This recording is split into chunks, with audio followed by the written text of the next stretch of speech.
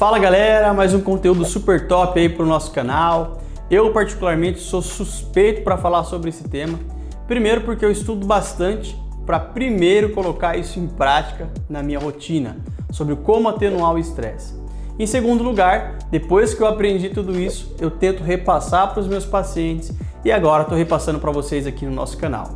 Então estamos em época de pandemia, álcool gel, todo mundo com medo, boletos aqui para a gente pagar, olha só os boletinhos do mês, esses aqui, e a gente sabe que tudo isso nos traz muito estresse. E para você que não me conhece, meu nome é Victor Dias, sou médico e nesse vídeo nós iremos falar sobre a importância do estresse para a nossa sobrevivência.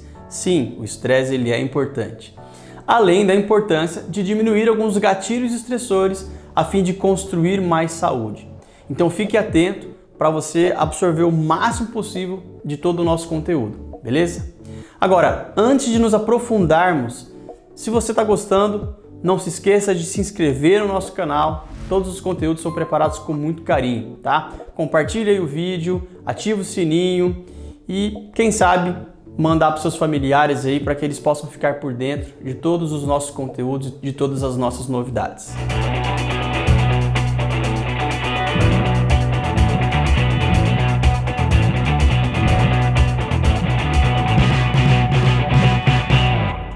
Lembra lá do ensino médio sobre um sujeito chamado Darwin?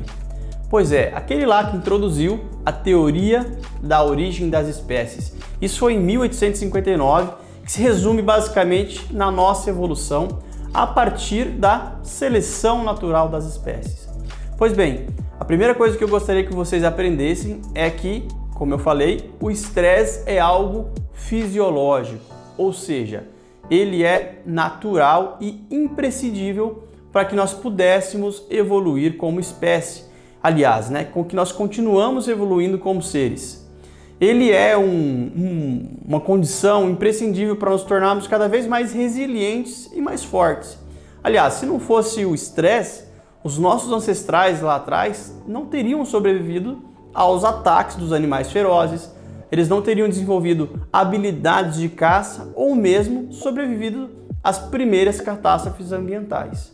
Entretanto, quando temos estresse em excesso, ele se torna patológico, ou seja, ele nos traz muitos impactos negativos para a nossa saúde. Então o estresse foi definido pela primeira vez em 1936 pelo Dr. Hans Seyl. Então foi um médico endocrinologista austríaco que definiu esse fenômeno como uma resposta adaptativa a um estímulo estressor. Em outro termo, o importante nesse estudo, que foi publicado por Seyl na Nature, é um termo chamado estressor ou esgotador. Nesse termo, aqui a gente indica eventos ou acontecimentos que exigem do indivíduo uma reação adaptativa a novas situações.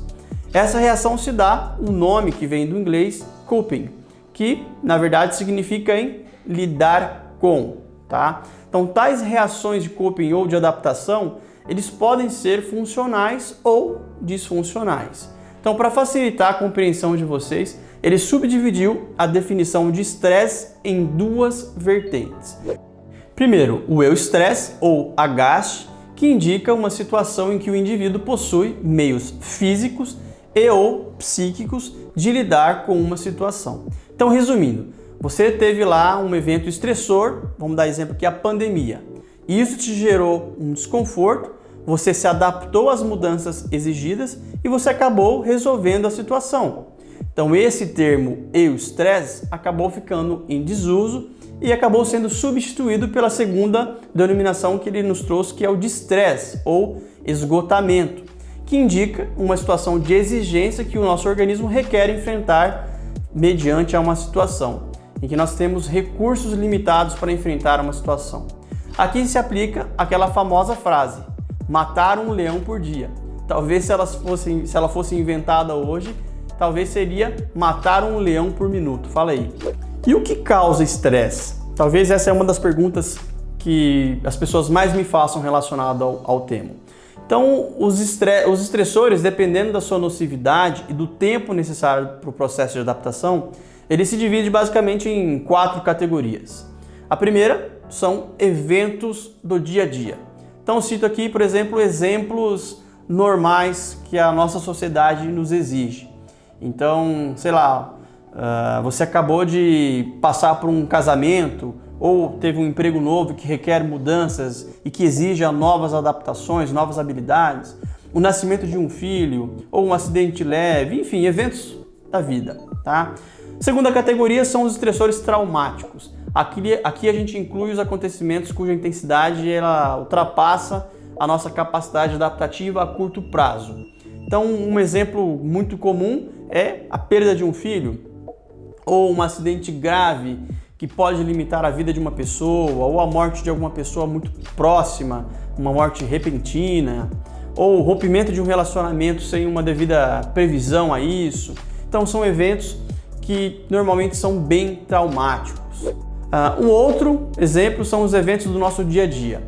Então aqui citamos acontecimentos desgastantes do dia a dia, como por exemplo, saúde do parente próximo que esteja debilitada, que precise de um acompanhamento, aborrecimentos que acontecem no trabalho de forma diária com o funcionário. Então esses são gatilhos estressores pequenos, mas que podem gerar um esgotamento muito grande lá no futuro e que pode te adoecer. Por último, muito próximo dos exemplos anteriores, principalmente do último item, são as situações crônicas. Então aqui a gente aplica situações ou condições que se estendem por um período relativamente longo, como por exemplo, o desprezo, a mágoa, um som alto, estilo de vida agitado, dívidas, a não aceitação pela aparência, ou porque você está acima do peso, ou porque você tem uma parte do seu corpo que não te satisfaz. Então são situações crônicas que necessitam de uma adaptação diária e que a qualquer momento também pode trazer um esgotamento e pode te adoecer. Agora trago talvez a pergunta que você está se fazendo aí. Quais são os impactos do estresse na nossa saúde? Então, os sintomas relacionados ao estresse, eles podem ser físicos ou psíquicos, ou pode ser os dois. Então, eles podem ser diversos, que incluem alterações da memória, diminuição de massa muscular, aumento do peso às custas de gordura corporal, aumento do risco para o desenvolvimento de diabetes, aumento do risco para o desenvolvimento de doenças cardiovasculares, diminuição da libido, obesidade, insônia, depressão, enfim. E por falar em doenças psíquicas, a ansiedade pode sim contribuir para o aumento do estresse. De uma forma bem simples, compreendemos a ansiedade como um estado psíquico de apreensão ou medo provocado pela antecipação de um evento, seja ele real ou imaginário. Isso pode trazer uma reação estressante para o seu organismo antes do possível momento em que você teria esse estresse e que você requeriria uma adaptação. É comum escutarmos que o cortisol é o hormônio do estresse. A verdade é que o estresse é apenas uma das principais fontes para o aumento dos níveis de cortisol, tá? É válido também esclarecer para vocês que é uma inverdade que as pessoas falam por aí, como por exemplo que ele é um hormônio do mal. Então o cortisol ele é imprescindível para uma série de funções no nosso organismo, como por exemplo uma atuação, uma função importante no nosso sistema imunológico, a função das células de defesa do nosso organismo. Ele é importante também para funções metabólicas, como regulação do metabolismo da glicose, regulação do metabolismo da proteína, da gordura. E ele também é importante para a tonalidade vascular, neuromodulação, memória, sistema ósseo, entre tantos outros sistemas. O problema aparece quando ele está disfuncional, ou seja, quando está elevado em determinado período do dia em que deveria estar baixo ou vice-versa.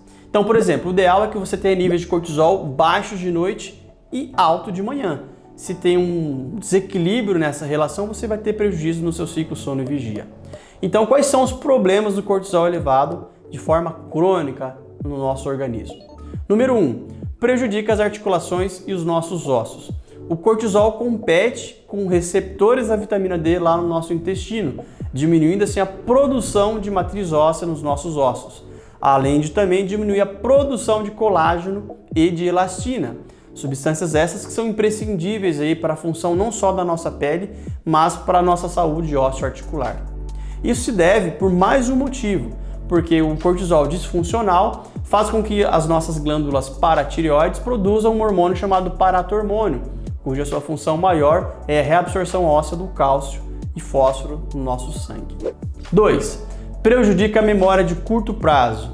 E como prejudica? Este fato se dá porque o excesso de cortisol pode causar alterações plásticas em neurônios em um local estratégico no nosso cérebro chamado de hipocampo. Então existe uma ciência na medicina chamada neuroplasticidade, que é um termo que usamos na medicina que se refere à capacidade do nosso sistema nervoso em mudar, em adaptar-se e moldar-se a nível estrutural e funcional ao longo do desenvolvimento neural, principalmente na infância ou quando nós estamos sujeitos a novas experiências. Tá? Então isso é importantíssimo para o desenvolvimento da nossa memória. E por falar nisso, qual é a cor da sua roupa íntima? Você se lembra? Se não se lembra, antes de conferir, fica aí a dica para você diminuir um pouco os seus níveis de estresse. 3. Prejudica o nosso metabolismo. Então a elevação do cortisol, ele tende a aumentar a glicose sanguínea porque ele estimula um processo bioquímico chamado de gliconeogênese. E além disso, diminui a captação de glicose pela GLUT4, que é um transportador de glicose imprescindível nos nossos tecidos. Então, como se não bastasse, o excesso de cortisol promove proteólise, ou seja, perda de massa muscular, além de também diminuir a síntese proteica. Isso ocorre porque ele necessita de energia, o nosso organismo necessita de energia pronto uso. E após acabar com todas as reservas de glicogênio, ele passa a beta-oxidar a gordura, a utilizar essa gordura como fonte de energia e, por último, a queimar as nossas massas musculares. Então, galera, isso é fácil de entender porque quando nós estamos estressados ficamos mais agitados, né? Logo, precisamos de mais energia. Agora, imagine um camarada que está nesse estado de estresse por anos. Acredite se quiser, isso é muito comum aqui no consultório, principalmente os empresários que têm todos esses boletos para pagar, ainda mais numa época de pandemia. 4. Contribui para doenças cardiovasculares. Isso porque o cortisol elevado de forma crônica aumenta o débito cardíaco e a pressão arterial, o que a longo prazo é um prato cheio aí para o desenvolvimento de AVC e para o infarto agudo do miocárdio. Número 5. O excesso de cortisol te deixa burro, tá bom? E deixa mesmo. Por quê? Aqui eu deixo de lado um pouco a explicação que a gente já falou sobre a memória e mergulho em outros pontos relacionados ao excesso de cortisol com a construção da nossa memória. Os ácidos graxos poliinsaturados, eles abrangem as famílias dos ácidos graxos do ômega 3 e ômega 6. Então, os ácidos graxos de cadeia muito longa, como o eicosapentanoico, o araquidônico, o docosahexanoico, eles desempenham funções importantes no nosso desenvolvimento cerebral e no funcionamento do nosso cérebro. Então, a nossa dieta, ela costuma ser muito pobre em gorduras do tipo ômega 3. Inclusive, esse aí é o assunto de outro vídeo. Nossa dieta é mais rica em gordura do tipo ômega 6. O problema é que o cortisol excessivo diminui a ação de uma enzima chamada delta-6 desaturase e dessa forma contribui para a diminuição da conversão desses ácidos graxos importantes para a nossa saúde cerebral. Isso porque o nosso organismo é capaz de converter esses ácidos graxos a partir de um outro ingrediente, tá bom? Bom, galera, é isso aí. Recado tá dado. Bora todo mundo meditar e ficar mais relax aí, ou procurar por ajuda médica para que possa ter mais saúde. Por falar em meditação, muitos trabalhos científicos reconhecidos mundialmente nos trazem que algumas técnicas de meditação, em especial o mindfulness, possam ser extremamente efetivos no controle do estresse e da ansiedade. Mindfulness, ou atenção plena, conhecida por muita gente, é um estado onde treinamos qualidades de atenção ao momento presente, de autocompaixão com experiências desafiadoras. Então, através do treinamento de mindfulness, a gente aprende a perceber sensações corporais, emoções e reagir isso de uma forma diferente ao modo em que a gente vai treinando. Com isso, a gente aprende a fazer escolhas mais conscientes e funcionais, influenciando positivamente na maneira como a gente lida com os desafios do nosso dia a dia. Então, através do mindfulness, aprendemos a regular as emoções, principalmente as desafiadoras, e cria um espaço mental em que a circunstância passa de ser tão difícil para a gente. Pasmem, alguns pacientes realmente têm resultados positivos, inclusive às vezes até melhor do que medicamentos tarja pretas. Nós temos trabalhos que comprovam isso. Então não estou falando aqui para você abandonar um tratamento sem o seu consentimento médico, mas sim estou trazendo que mudanças comportamentais podem ser grande diferencial aí no seu tratamento e nós temos embasamento científico para isso.